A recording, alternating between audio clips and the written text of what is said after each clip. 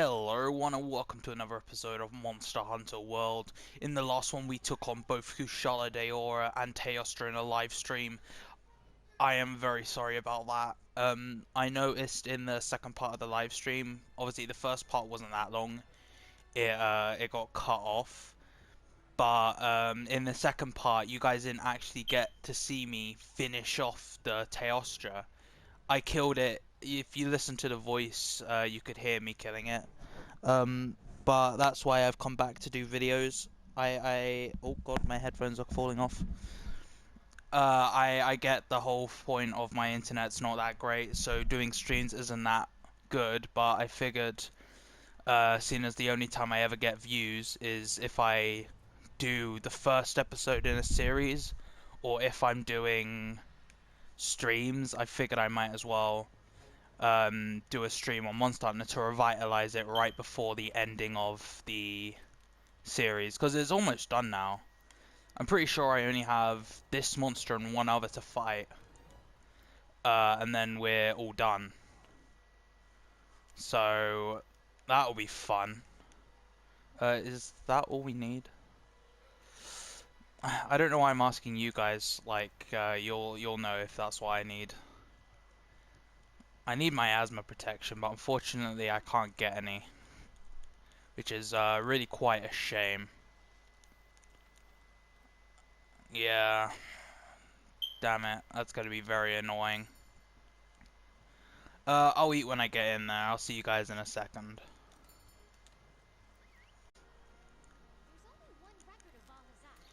I actually got in here pretty quickly. That wasn't too bad of a wait.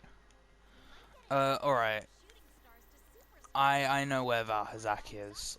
I just need to make sure I've got all my stuff set up. As I said in the stream, this is one of the most hated monsters for me. He's the hardest, and it's purely because of his ability. He's not an inherently difficult monster to fight. He's just really annoying to fight. So, because basically what he'll do is he'll cut your health in half, if he hits you too many times, which makes him more difficult to deal with. Because it will be really annoying to have to do that. What? Ooh, I don't think I've ever seen that before. I think that's one of the endemic life I've never actually caught. Doesn't matter though, it's not my main account, so I don't need to bother catching anything. We're coming down here because this is actually where his nest is. If you look around. Huh. I mean, I actually am thinking about this. Why does he like this area so much? Don't get me wrong, I get it's the Rotten Vale, and he's the Death Dragon. He likes the dead area, but this is actually one of the cheerier sections of the Rotten Vale. So why does he like it so much in this area? Well, except from behind here. Behind here is absolutely horrifying. But I remember when I first saw this cutscene, it was one of the ones that terrified me, because look at that. That is a massive mound of dead corpses. That is absolutely horrifying. Oh, God.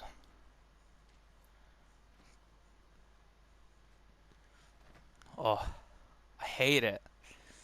Look at that. That's a great Gyros. Or not a great Gyros, a regular Gyros, I guess it would be. It's dead. And you can see that little smoke effect. I don't know if you can actually see it in the video, but you can see the little smoke effect coming off them. That's miasma. They get it in the wild, and that's what actually feeds the Valhazak. He feeds on like the miasma, because he's the miasma dragon, or the effluvia, should I say? Miasma is the name of the decoration, whereas effluvia is the name of the ability itself. Oh. And you first see that and you're so scared because you think, oh, he's going to be massive. Oh, that's a nice can of juice. As well, if you look at his feet, his claws don't actually go down like a regular dragon's. they're kind of to the side, and that's because he's actually a puddle of flesh essentially. He's basically a dead dragon. And I had a theory ages ago. I spoke to my friend about it, that I don't think Valhazak is actually the name of the dragon carcass itself, like this actual dragon. I'm pretty sure Valhazak is the name of the monster controlling it. Like Gormagala, how he makes the dragons angry by affecting them with his dust, his frenzy dust. I feel like there's a dragon that uses effluvium to control corpses, which would beg the question, if that's how it works, then what's the name of the basic dragon that's being controlled? I've got to eat. It's fine. I can deal without the food. I'll just eat when I die. Oh, I'm going to die. You saw right there that effect. That is the effluvia. You saw how it took down half my health. That is what makes this monster so hard. Not because he does a lot of damage, because mind you, he actually does the least damage out of all of the dragons. He's hard because he cuts your health in half, and you have to manage all of your resources. Because you can't just heal up from it, you have to use a nullberry and then heal up from it. Alright, that's gonna be a dodge. Yep, there we go. The thing is, I can't summon him into a wall in here, so it's not like I can get big damage. I just have to try and get hits off. Ah, damn it. That's gonna get me affected soon. Yeah, but as I was saying, what would the name of the base dragon be? Or is it a mixture of their names? Like how the affected monsters used to be called, like Frenzy Glavenus or something like that. Like, what would this one called? Is he called Val, like the base monster, and then the effluvia monster controlling him is called Hazak? Or is the name of the effluvia monster Valhazak, and this is just an unknown species that's been taken over? It's a fascinating thing to think about. Because you think of how open the lore already is, and then you add something like that into it. It makes it a lot more fun to think about. Ow. I said ow, but I didn't actually take damage because of my vitality mantle. This is why I wear this one. Everyone else, like, they use the gliding mantles and stuff like that, but I'm always been a defensive. Back up. Oh. Yeah. He stands up on his hind leg and shoots the ground, and that will instantly effluvia you. Well, usually it will. It wouldn't because I got that vitality mantle on. It's protecting me from most of the effluvia. There we go. You saw that time I was able to survive a lot longer without needing to take a nullberry. He's gonna start from the left. Thing is, Valhazak's moves are very scripted. Whenever he does his big wave like that, he'll always start from the right hand side. Yeah, you see like there, and he'll move to the left, and sometimes when he's enraged, he'll go from the left and the right. Oh, careful. Oh, my dad's leaving the house. Bye bye, father.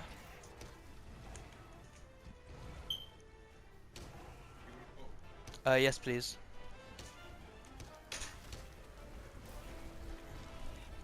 He's going shopping. But anyway, as I was saying, his attacks are very scripted.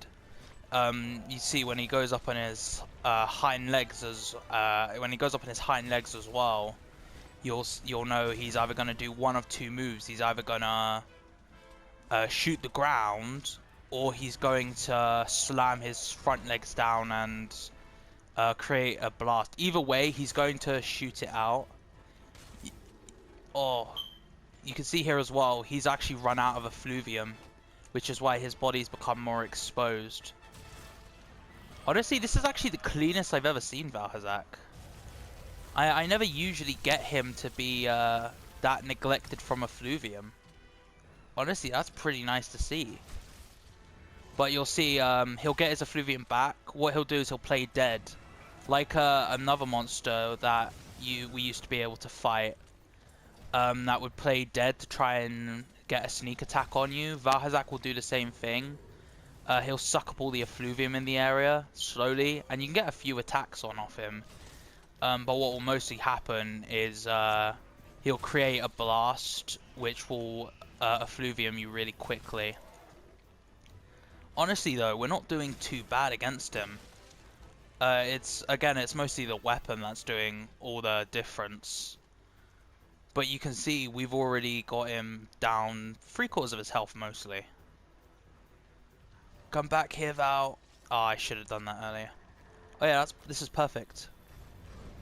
Look at that. We might even be able to get him before he leaves this area. Maybe, I don't know exactly. It depends how lucky we are. Because we can't trap Elder Dragon, unfortunately, so it's not like we can secure him. That's his face broken. Gotta be careful as well. Because at any point he could do his big attack, and that will kill us. Although, there's his... Yeah, you see, he put his 2 front paws down, and that's his absorbing miasma thing. But you see there, when he got into his 2 front legs, he did what I said he'd do. He was either gonna blow down and cover the floor in miasma, which he's gonna do now. Oh no, he got knocked out of it. Yes, but he was either gonna do the blow down like he was about to do, or he was gonna do that other thing, which is put his front paws down. Ooh, careful. Oof. The thing is as well, what some people don't realize about Valhazak, most people should realize it, but it's subtle things that not a lot of people know. Valhazak doesn't actually have a big attack like the rest of them. Like Kushala has his massive tornadoes, and Teostra has his big explosion. Valhazak doesn't actually have one of those. His biggest attack is just a part of his regular moveset. Oh, that's bad. Got through it though. Which means he's actually one of the weaker Elder Dragons. It's actually as well why people say he's weaker. It's not because he has like less health or he does less damage. It's because he doesn't technically have a big AoE. Hit the fucking... No, stop it. There we go. That'll break his back, I think, or his wing. Although he's already broken, so I don't know what exactly we're breaking even further. Yeah, but he doesn't have a big AoE attack, he just has regular ones. It wasn't until they revamped him in Iceborne that he actually got a big AoE attack. And I know I missed that second hit, don't judge me. When he became Black Veil, he'd fly up into the air and he would do a massive explosion of miasma, which would almost instantly miasma you if you weren't careful, but it wasn't that effective, honestly. Valhazak, I may not like him as a monster, but that's nothing to do with his design or anything. He's just a cool monster in general. He's just so underutilized. He's a weaker monster that no one likes. And it's all because of his mechanics. If they had just made him a bit more of a fun fight, like they did with the what was it? What is it called? I don't remember the zombie game. I can't remember what it's called at the moment. The one with Leon Kennedy and Claire. When they did the crossover, they gave Valhazak the ability to turn you into a zombie, which was so much more of a fun concept, because you looked at it and you'd be able to run around and you could still attack, but you'd be healed slowly by the miasma. And I didn't even care if that was an arch-tempered Valhazak. He was still way more fun than the basic one, and it's a fun little mechanic like that I wish they had for the regular guy, and not just for Black Veil in an event quest. Because if that was his main mechanic, then I think a lot more people would like him as a monster in general. Because the whole cutting your health in half and then not giving you anything is honestly a real piss take when it comes to a fighting mechanic. Because even with other monsters, like for example, Gormagado, who I spoke about in the live stream, his mechanic, yeah, you would take a lot of damage from his frenzy if he affected you, but that was only if you weren't doing a lot of damage back to him in return.